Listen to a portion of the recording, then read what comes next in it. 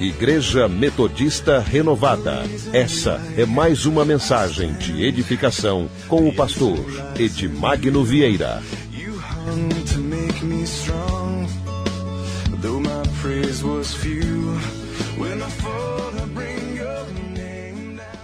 Glória a Deus e graça e paz. Abra a sua Bíblia, segundo livro de Crônicas, capítulo de número 26. Segunda Crônicas, capítulo de número 26. Eu quero ler a partir do versículo 1. Nós vamos falar sobre o tema caminhos de crescimento, com base na história de um rei que cresceu. O título aqui do capítulo 26 de 2 Crônicas, na minha Bíblia, é Uzias reina e prospera. Então essa é a história do rei Uzias, que reinou e prosperou. E nós vamos falar sobre os caminhos do crescimento, para que você possa crescer como pessoa. Diz assim a palavra de Deus: Então todo o povo tomou a Uzias, que era da idade de 16 anos, e o fez rei em lugar de Amazias, seu pai. Este edificou a Elate e a restituiu a Judá depois que o rei adormeceu com seus pais.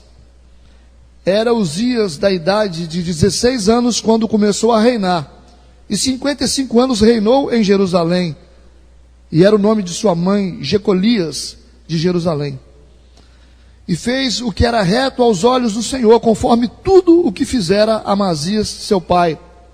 Porque deu-se a buscar a Deus nos dias de Zacarias, sábio nas visões de Deus, e nos dias em que buscou o Senhor, Deus o fez prosperar. Amém.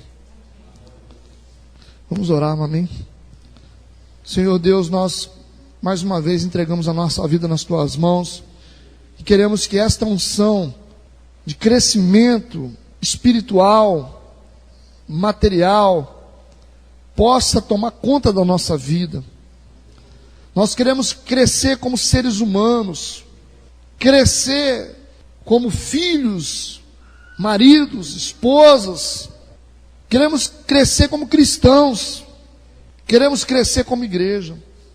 Senhor, aperfeiçoa a nossa vida, traz a direção através da Tua palavra, para que possamos subir mais um degrau nessa carreira.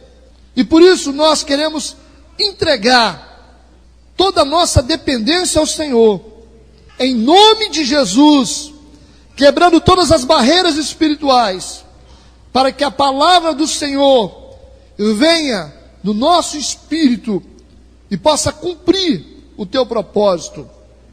Amém e amém. Glória a Deus. Senta no teu lugar, irmãos. Talvez você tenha ouvido muito sobre a história do rei Uzias, o grande rei Uzias. Mas eu quero compartilhar com vocês hoje esse tema, caminhos do crescimento, com base na vida do rei Uzias. Lógico que Uzias teve um tempo em que ele perdeu tudo isso aqui. Todas as bênçãos de Deus, todo o sucesso dele, ele perdeu. Mas eu quero falar sobre a vida desse homem que realmente recebeu um crescimento de Deus, ele prosperou e foi muito abençoado por Deus. Então é muito interessante falar sobre ele. Então a história começa dizendo que Uzias, ele tinha a idade de 16 anos, quando ele começou a reinar. E diz a palavra no versículo de número 1, que o pai dele se chamava Amazias. E diz também a palavra de Deus, que ele reinou em Jerusalém, e fez o que era reto aos olhos do Senhor, versículo 4, conforme tudo o que fizera Amazias seu pai. Mas um pouco antes na história, a gente começa a ouvir falar sobre Amazias, que era o pai dele. Diz que ele fez o que era reto aos olhos do Senhor, está no capítulo 25, verso 2, porém não com o coração inteiro. Está dizendo que o pai dele, ele não fez o que era reto aos olhos do Senhor de coração inteiro. Ele fez o que era reto aos olhos do Senhor, mas não completamente. Está no capítulo 25, verso de número 2. O pai de Uzias, que se chamava Amazias, fez o que era reto aos olhos do Senhor, porém não com o coração inteiro. Agora, no capítulo 26, que nós lemos de 2 Crônicas, fala sobre o rei Uzias. No versículo 4 fala que Uzias, que era filho de Amazias, ele fez também o que era reto aos olhos do Senhor, conforme tudo o que fizera Amazias seu pai. Estamos vendo aqui que o filho fez o que era reto aos olhos do Senhor, conforme fez o seu pai. Mas a Bíblia mostra que o pai dele fez o que era reto, mas não completamente. Ele não serviu ao Senhor com o coração completo. Mas diz a palavra que o filho dele pegou essa referência boa dele, porque eu acredito que Amazias, que era o pai de Uzias, fez muitas coisas boas, e muitas coisas boas mesmo. Teve um tempo na vida dele que ele errou, mas o que ele fez de bom não foi esquecido. E olha como que esse lado positivo do pai influenciou o filho. Você vê que nem está citando aqui que Uzias foi influenciado negativamente. Está falando do lado bom do pai dele. Está falando que ele recebeu uma influência positiva. Talvez uma influência positiva que foi comunicada, talvez foi a própria atitude do pai em comunicar o que era positivo para o filho. Pode ser. Talvez a iniciativa foi do próprio filho, Uzias, que preferiu se ater na influência positiva do pai, deixando de lado a negativa. Nós podemos ter as nossas debilidades como pais, mas as nossas tranqueiras espirituais, os nossos filhos não precisam receber isso não. Tem coisa que a gente não precisa fazer perto dos nossos filhos. Às vezes você está resolvendo um problema, você quer descarregar alguma coisa que você está meio com a cabeça assim, e você tem que tomar muito cuidado quando você faz isso perto de um filho. Então algumas coisas não podem ser resolvidas perto dos filhos. Nós temos que ter sabedoria. Nós temos que entender isso, porque tudo que nós estamos fazendo serve como uma referência positiva ou negativa para a vida deles. Então nós temos que ter essa sabedoria de comunicar aos nossos filhos coisas boas, e tentar administrar as nossas dificuldades que nós temos, que são muitas, de uma maneira mais sensata, de uma maneira mais discreta, para que isso não passe para eles. Amém? Até os momentos difíceis que a gente vive no casamento, a gente tem que ter muito cuidado para não comunicar isso para eles, porque eles vão ver, eles vão entender que tem alguma coisa errada acontecendo. Então nós temos que ter essa sabedoria. E eu creio que essa influência positiva pode ter passado de Amazias para Uzias, talvez com sabedoria, ou a coleta dessa influência de Uzias filho, pegando a influência do pai Amazias, também pode ter sido feito com sabedoria, porque nós somos cercados de coisas ruins e coisas boas, mas nós temos que decidir o que vai nos influenciar.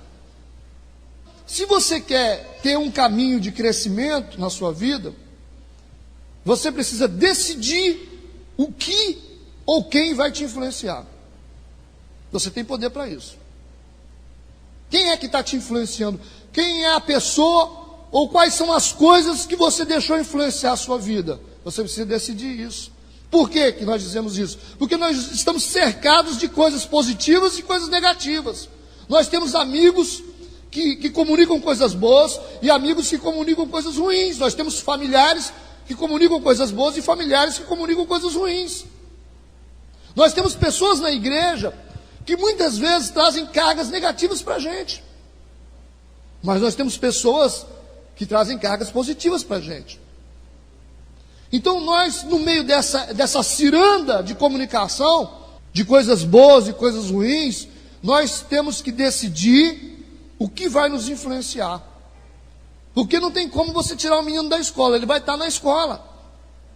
O jovem está lá na escola, agora o jovem tem que aprender a decidir quem é que vai influenciar ele. ali tem o professor que está comunicando coisas boas, ali tem alguns alunos que estão comunicando coisas boas, mas tem uma maioria que estão comunicando coisas ruins e negativas. Agora, eles precisam receber essa palavra e decidir dentro da escola qual vai ser a influência que eles vão receber na vida deles. O que eles vão decidir? Porque nós não temos como monitorar isso, nós não temos como ver o que está acontecendo na vida deles. Então, jovens, vocês precisam decidir qual o tipo de influência que vocês vão receber. Se vocês vão se basear nos amigos negativos ou nos amigos positivos, vocês têm que decidir isso. Então é o poder da decisão. Qual é o caminho para o crescimento? Um dos caminhos para o crescimento: influência. É um dos caminhos. Você tem que escolher os seus amigos, você tem que escolher quais são as pessoas que vão andar com você, com quem que você vai compartilhar, quem é que você vai ter a coragem de abrir o coração, qual é a pessoa que vai receber aquilo que você tem no seu coração, com quem você vai namorar, com quem você vai casar, quais são as suas escolhas. As escolhas determinam o futuro. Você vai para a televisão, você vai receber um monte de influência ali, influência positiva e negativa. Você vai para a internet é uma ferramenta poderosa para o reino de Deus, para melhorar a vida espiritual das pessoas, mas também é uma ferramenta poderosa de Satanás que pode destruir a vida de uma pessoa. Você vai ter que decidir qual é o site que vai te influenciar. Se é o site que vai falar sobre coisas boas, coisas que educam, coisas que te fazem crescer, ou qual é o site que vai te destruir. Você vai decidir. É o poder da decisão. Seu pai não vai ficar te vigiando, a sua esposa não vai te vigiar, seu marido não vai te vigiar. Você vai conseguir ficar sozinho, mas você vai ter que decidir. Se você quer ser uma pessoa maior, se você quer crescer, se você quer melhorar, então você precisa decidir. Você precisa fazer escolhas certas. Porque existe um poder de influência muito grande no mundo. Muito grande. Estão entendendo? E nós temos que decidir. Controlar nós não vamos conseguir. Nós não vamos conseguir acabar com tudo que está ao nosso redor, né? Tem um monte de gente ruim que fica buzinando no ouvido da gente o tempo todo. Tem uns que dizem assim, não vai dar certo não. Outros dizem, vai dar certo. E aí, quem que eu vou escolher? Eu vou ouvir quem? Você chega para um irmão e fala, irmão, eu vou fazer isso. Você crê? Eu creio. Você chega para outro irmão, vou fazer isso. Você crê? Eu não creio. Chega uma pessoa que diz, ó, crê que vai dar certo. Outro diz, não vai dar certo. Um fala, vai melhorar. Outro fala, vai morrer. Um te chama para a igreja, outro te chama para poder fumar maconha. E aí? O que você vai escolher? Influências determinam o caminho do crescimento. Aquilo que você vê determina qual vai ser a qualidade da sua alma. Se os olhos forem bons, todo o seu corpo vai ser bom. Se você ouve coisa ruim, você vai se tornar uma pessoa ruim. Se você vê coisas ruins, você vai piorar cada vez mais. Está entendendo, hein? Então a Bíblia está dizendo aqui, ó, versículo número 3. Eram os dias da idade de 16 anos, quando começou a reinar. 55 anos reinou em Jerusalém. Era o nome de sua mãe Jecolias de Jerusalém. Versículo 4. E fez o que era reto aos olhos do Senhor, conforme tudo o que fizera Amazias, seu pai. Ele escolheu o lado bom da coisa, ele escolheu caminhar por um caminho certo. Então, primeira coisa, influência. Repita, influência. Isso é muito importante, irmãos. Tem muita gente que caiu por causa de influência. Tem muita gente que cresceu por causa de influência. Tem muita gente que traiu a mulher, traiu o marido por causa de influência. Influência. Versículo de número 5. Outro caminho do crescimento. Diz assim a Bíblia: porque deu-se a buscar a Deus nos dias de Zacarias, sábio nas visões de Deus. Ele também recebeu a influência de Zacarias. Era, na época, um profeta. E nos dias em que buscou o Senhor Deus, Deus o fez prosperar. Nos dias que ele buscou o Senhor Deus, Deus o fez prosperar. Presta atenção nisso. No dia, né? Tem dia para tudo, não tem dia para tudo? Mas no dia que ele resolveu buscar o Senhor, no tempo que ele buscava o Senhor, Deus fazia ele prosperar. Então esse aqui é um caminho para crescimento, é um caminho de sucesso. Você tem que entender isso, que no tempo que você busca, é o tempo que você está prosperando, é o tempo que você está crescendo, você está sendo edificado. Mas no tempo que você para, é o tempo que você para mesmo. Parou, né? Parou de buscar, parou de crescer. Parou de orar, parou de crescer. Parou de louvar, parou de crescer. Parou de ter comunhão, parou de crescer. Então quer dizer que as pessoas que não oram estão paradas espiritualmente? Não só espiritualmente, mas paradas em tudo. Todas as áreas da vida. A gente só cresce quando a gente busca. Pelo menos é isso que a Bíblia está dizendo aqui. Porque no tempo que ele buscou, ele prosperou. Quando ele parou de buscar, ele perdeu tudo. No tempo que você busca, você vai colocando os tijolos. Você está buscando, Deus está construindo a sua casa. Você está orando, você está em comunhão, você está sendo alimentado pela palavra, Deus está edificando. Aí você diz assim, mas eu não vejo nada ainda. Calma. Uma casa não aparece de uma hora para outra. Um edifício não aparece de um momento para o outro. Quando você vai construir, existe uma programação. Tem obra que custa 6 meses, 5 anos, 7 anos. Depende da quantidade de recurso que você tiver disposto a investir. Isso vai determinar o tempo do seu sucesso. Se você buscar muito, a vitória vem rápida. Se você buscar pouco, a vitória fica demorada. Se você for relaxado, você vai ficar esperando muito tempo. Então, quando você está buscando a Deus, quando você está em comunhão com Deus, quando você está adorando a Deus, orando a Deus, Deus está colocando tijolos na sua vida. Quando você parou a obra. Parou a obra. E tem gente que está com a obra parada há muito tempo, está lá. Os tijolos já estão desmontando lá, né? Já estão virando farelo. Está perdendo aquilo que investiu. Tem gente que já investiu um monte de coisa, lutou. Eu vou conseguir. Aí chegou, mas por que Deus não terminou esse negócio ainda? Aí desiste, eu não quero mais não, eu estou na igreja, não muda nada. Aí está lá um investimento grandioso pela metade. Aquilo não é casa, não é nada, porque não está completo. É um depósito velho, que não serve para nada, né? Uma construção parada. Já viram obra que é abandonada? É terrível, é melhor não ter, né? Do que você ter uma obra abandonada. Então, existem muitas pessoas que começaram, não entendem a Bíblia, não entendem a palavra de Deus, acham que instalou o dedo, tem que acontecer, tem que vir na igreja um dia, já está tudo certo, já vou melhorar.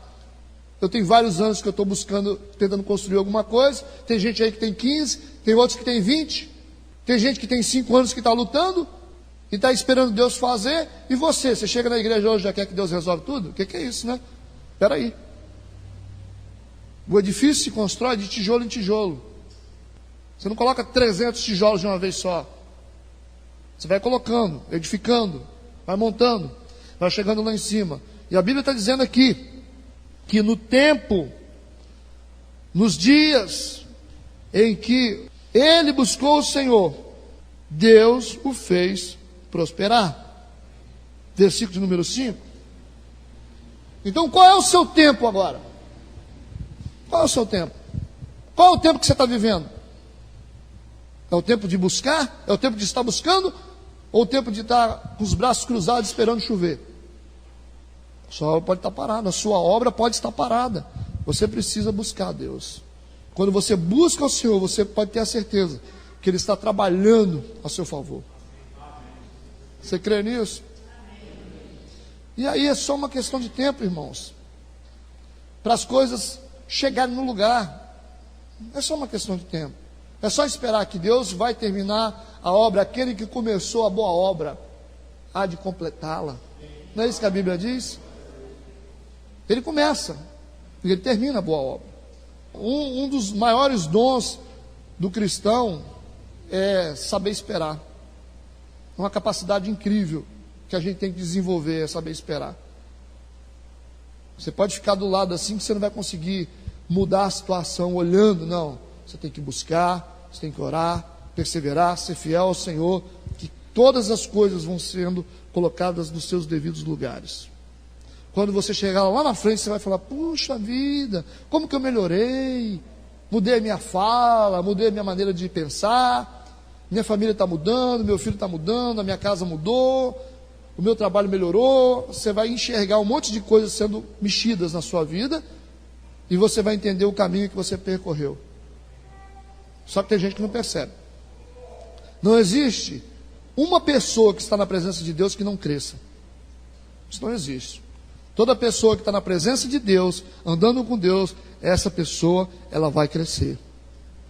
Ela vai se desenvolver, ela vai ser cada vez melhor. Existem pessoas aqui na igreja que decidiram buscar Deus, estão crescendo agora. Tem gente que viveu um tempo aqui na igreja, tal, mas decidiu buscar, e quando decidiu, começou a aparecer um monte de coisa. Um monte de coisa começa a acontecer na vida da pessoa, porque decidiu, porque no tempo que a gente busca, é o tempo que Deus edifica, amém? Primeiro caminho, influência. Segundo caminho, buscar a Deus para crescer. Versículo de número 6, presta atenção, muito importante. Porque saiu e guerreou contra os filisteus. Saiu e guerreou contra os filisteus. Vírgula. Eu paro aqui nessa parte A, para a gente poder comentar. Interessante que o reinado de Uzias não foi um reinado que tinha uma característica de guerra, batalhas. Uzias, ele lutou muito, ele batalhou muito, ele guerreou muito com os inimigos, mas o ápice de Uzias foi governo. Ele fez isso com a nação, ele estruturou, ele governou bem. Ele guerreou também, mas o reino dele estava focado em governo.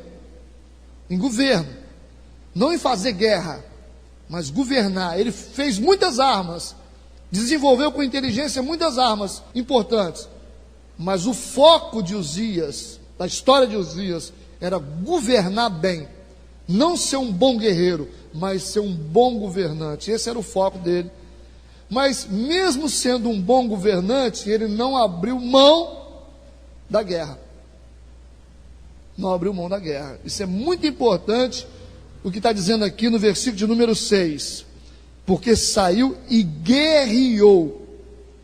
Quando você fala guerreou, você vai pensar, todo mundo tem que guerrear, mas para Uzias, isso é muito relevante, por quê? Porque Uzias era um homem de governo. Essa ênfase dizendo que ele guerreou, está dizendo que guerrear também é muito importante, mesmo para quem tem outros objetivos, mesmo para quem tem outros sonhos, mesmo para aqueles que não gostam de guerra, mesmo para aqueles que não querem guerrear. Então nós temos que aprender a arte da guerra, sempre aprender a arte da guerra. Se você não aprender a guerrear, você não crescerá. Se você não aprender a arte da guerra, você não crescerá. Porque a arte da guerra é um caminho do crescimento. Mas como isso? É o caminho do crescimento. Nós temos que aprender a guerrear, porque Deus nos ensina a guerrear. Porque a Bíblia fala que a nossa luta, então é guerra. Não é contra a carne ou o sangue, então é luta, então tem guerra. O reino de Deus é tomado com esforço, guerra. Tem que lutar. É luta, é guerra. É contra principados e potestades do ar. É gente querendo te derrubar. É gente falando mal de você. É gente fazendo você desistir. Tentando destruir os seus projetos. Então, não seja tímido. E não subestime a guerra. Você tem que aprender a guerrear. Você tem que ter roupa de soldado. Você tem que saber que você está numa guerra. Você tem que entender que o reino de Deus não é uma poesia. O reino de Deus é um reino sério, com estratégias militares ou militar. Está na Bíblia, se você tiver dúvida. Salmo 144, verso 1. Está na Bíblia. Deus está interessado nisso, irmãos. O próprio Deus está interessado nisso. Ouça: bendito seja o Senhor, minha rocha, que ensina ou adestra. Também está em outras versões. Adestra, o que é adestrar? Treinar. Bendito seja o Senhor, minha rocha, que ensina as minhas mãos para a peleja, ou seja, guerra, e os meus dedos para a guerra, peleja, guerra. Bendito seja o Senhor que adestra, que treina, que ensina as minhas mãos para a peleja e os meus dedos para a guerra. Quem é que ensina? Deus. Deus, é isso que Davi disse. Davi era um homem romântico, um homem segundo o coração de Deus, mas ele aprendeu a arte da guerra. Quando ele era pastor de ovelhas, ele foi subestimado pelos irmãos, porque ele não conhecia a arte da guerra. Por isso que ele foi subestimado. Por isso que era impossível de Davi enfrentar o gigante Golias, porque todos eram soldados, mas Davi era pastor de ovelhas. Mas quando ele foi ungido, ele teve que aprender a arte da guerra. A arte da guerra pertence aos ungidos. Davi foi ungido. E quem está falando aqui é Davi. Salmo 144, verso 1. Bendito seja o Senhor, minha rocha, que ensina as minhas mãos para a peleja, meus dedos para a guerra. Amém? Êxodo capítulo 13, verso 17. Escute.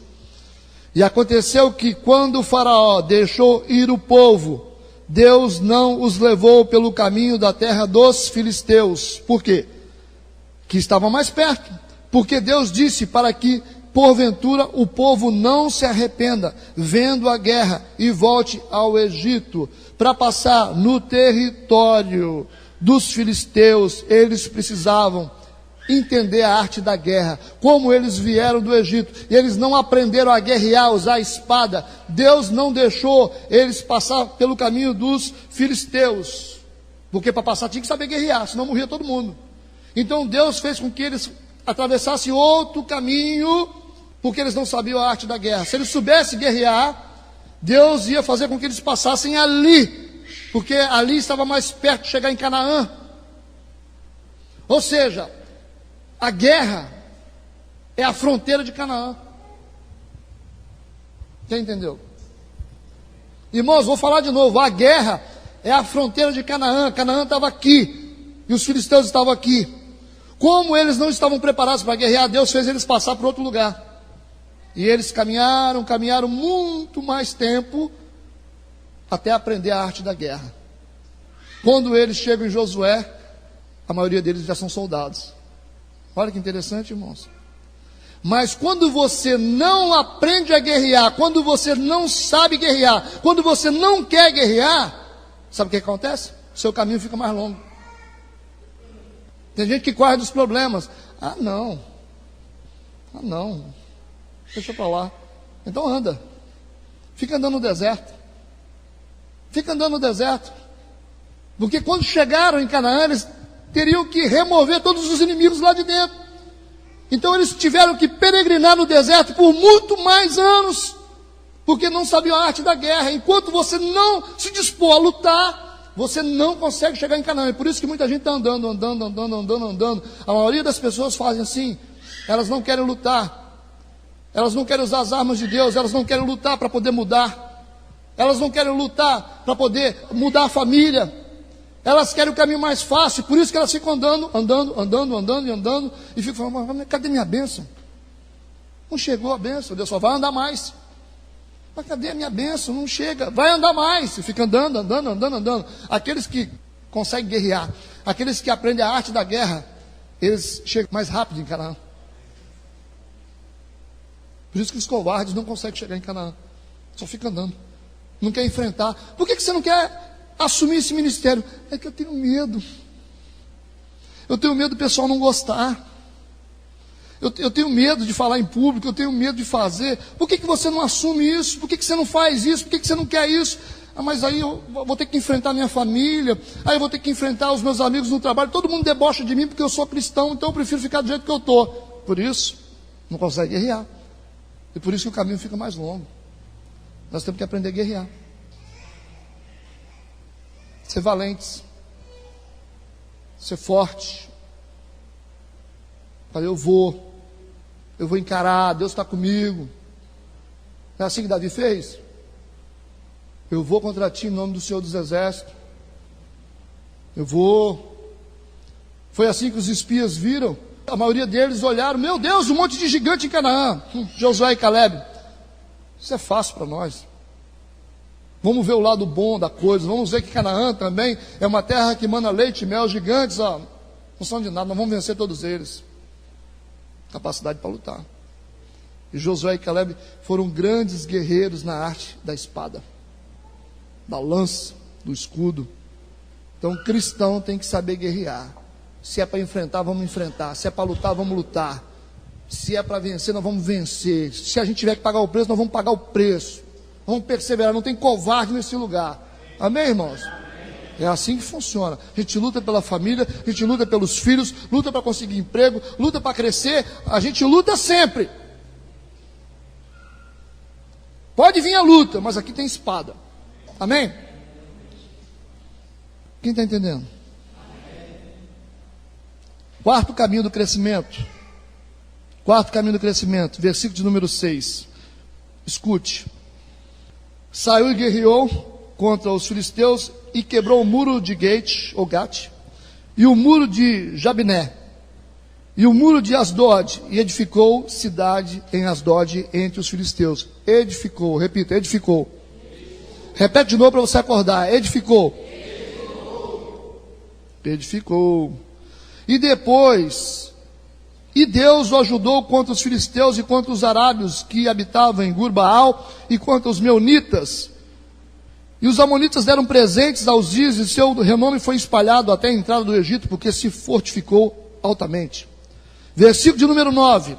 Também Uzias edificou, repita, edificou. Torres em Jerusalém, a porta da esquina, a porta do vale, aos ângulos, e as fortificou. Também edificou, repita, edificou. Está edificando, irmãos. Edificou torres no deserto, versículo de número 10. Cavou muitos poços, porque tinha muito gado, tanto nos vales como nas campinas, lavradores, vinhateiros, nos montes, nos campos férteis, porque era amigo da agricultura. Ele era amigo da agricultura. Ele edificou, ele construiu, ele fortificou os muros, ele edificou, ele fortificou, era amigo da agricultura. Amigo da agricultura? O cara era trabalhador. Era trabalhador. Quem edifica é quem trabalha, irmãos. Quem está edificando é quem está trabalhando. O cara está fazendo uma casa, está edificando. Ele está lutando para guardar dinheiro, está edificando. Ele está lutando para comprar um carro, ele está lutando para a família melhorar, para melhorar de emprego, ele está trabalhando, está lutando. Está fazendo um biquinho aqui para poder ter uma rendinha melhor para casa. Ele está trabalhando, está edificando, está fortificando. Esse também é um caminho do crescimento. Trabalho. Trabalho, né? Trabalho é um caminho do crescimento. Mas o que tem de gente preguiçosa nesse mundo não está no gibi. Não é verdade?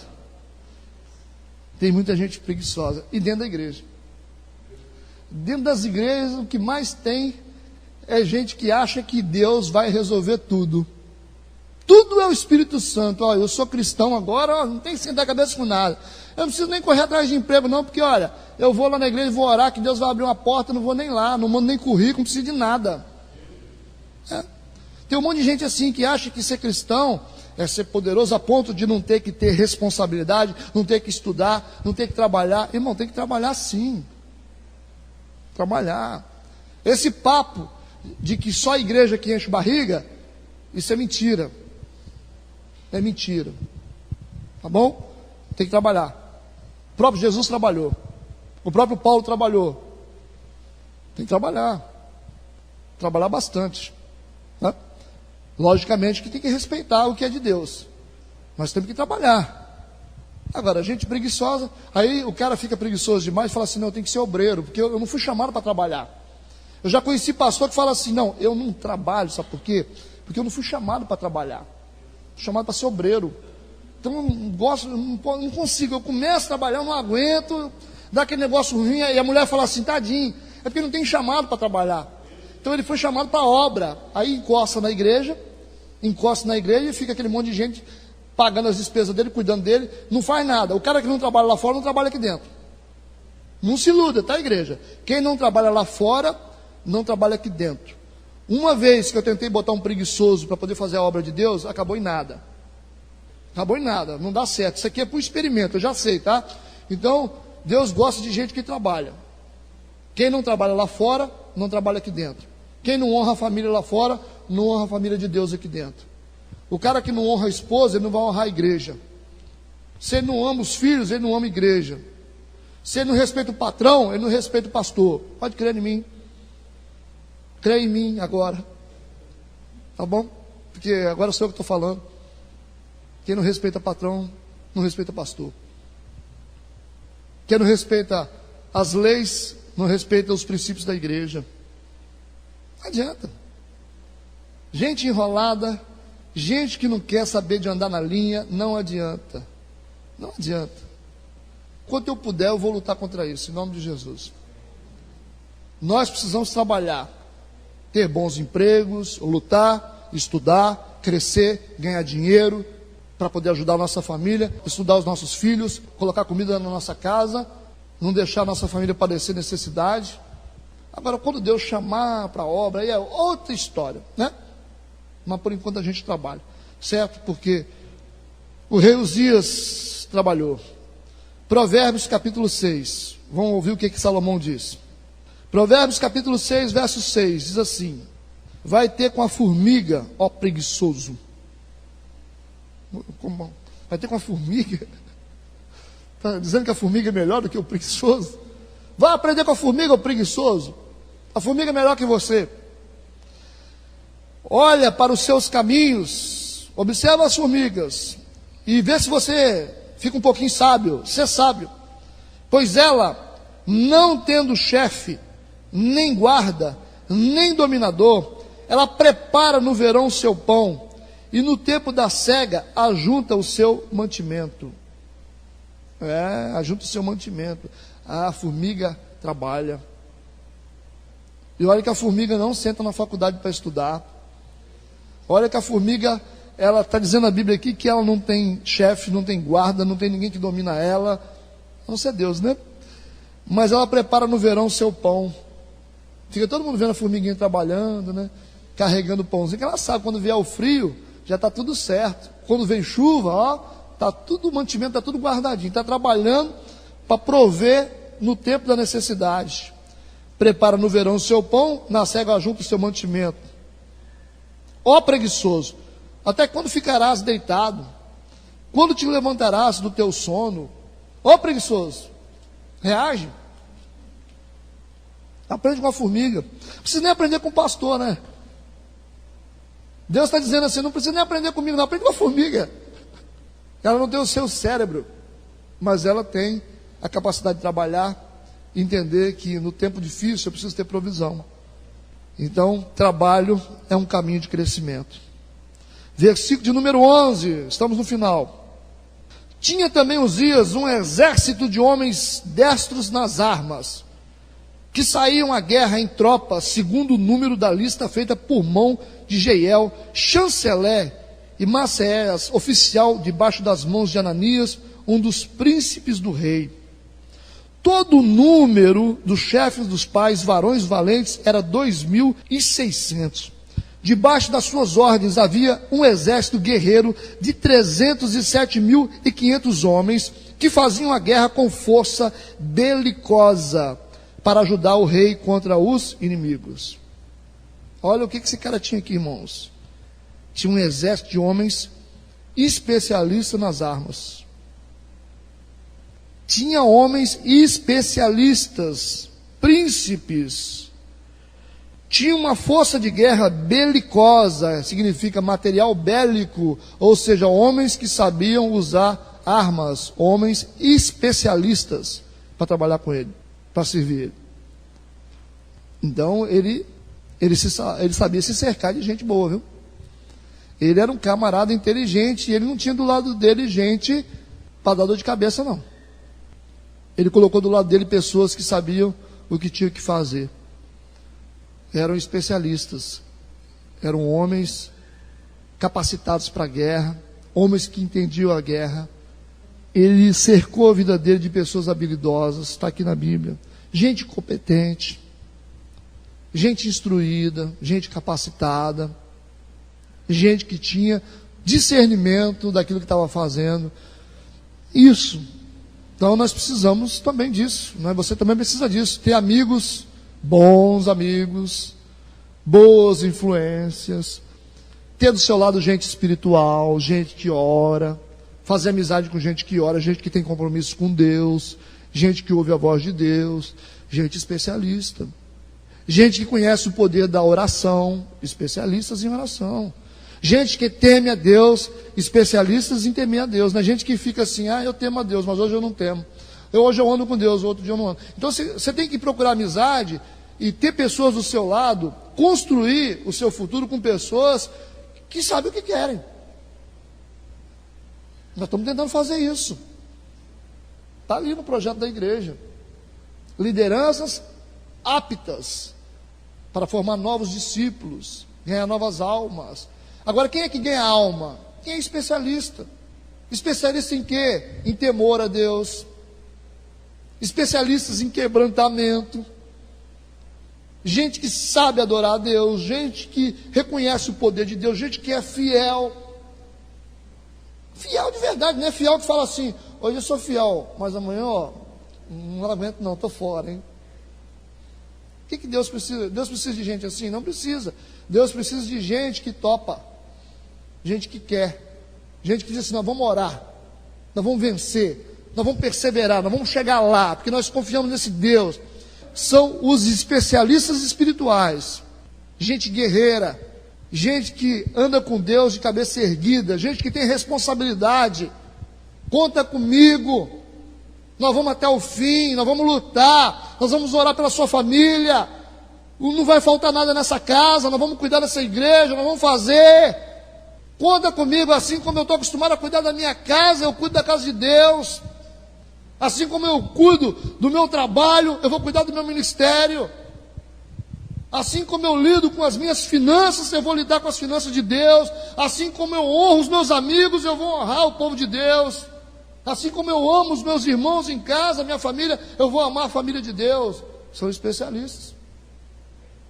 Estão entendendo? Um bom pai de família, ele é um bom líder. Um bom filho é um bom líder. Uma boa esposa vai ser uma boa líder. Claro. Você quer ficar debaixo da cobertura de quem? Você precisa de especialistas. Gente que sabe que Satanás é o inimigo. O Satanás é o inimigo. Ele não é bonzinho igual muita gente pensa, não. Que fica brincando com o diabo toda hora. Satanás é o inimigo, ele pega a gente. Tem que ser especialista. O mocinho é Jesus. Tem que ficar do lado do mocinho. Porque no final do filme quem vence é o mocinho, não é assim no filme? O diabo ele faz festa, mas no final quem é que vence? O mocinho que vence.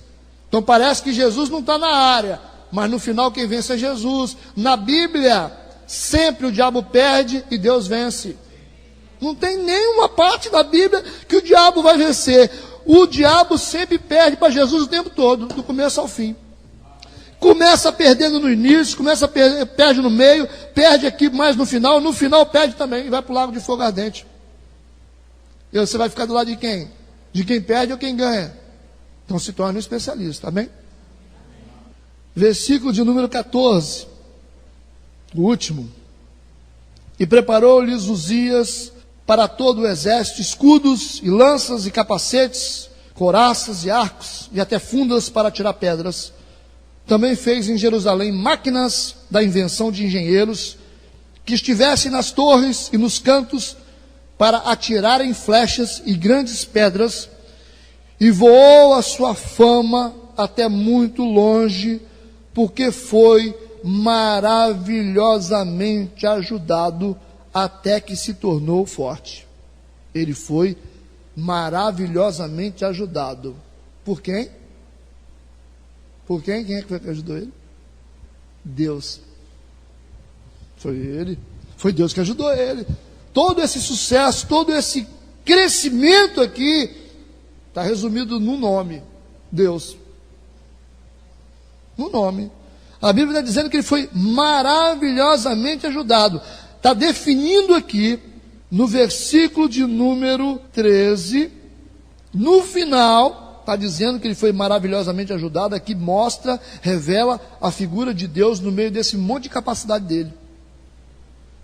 Aqui está definindo quem é que está ajudando ele, por que ele tinha força, por que ele fazia isso, por que ele trabalhava, por que ele guerreava.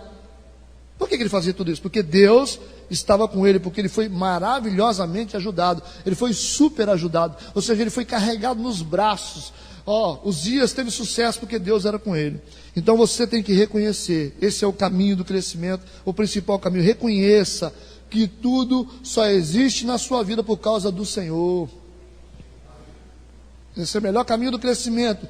Tudo que existe na sua vida só existe por causa do Senhor. Tudo que você tem, tudo que você é por causa do Senhor. Porque se o Senhor não estivesse aí, você não estaria aí onde você está. Você não seria feliz como você é, você não teria o que você tem. Tudo vem do Senhor. 1 Coríntios, capítulo de número 8, verso 6. Todavia, para nós há um só Deus, o Pai, de quem é tudo e para quem nós vivemos, e um só Senhor, Jesus Cristo, pelo qual são todas as coisas e nós por Ele. Amém?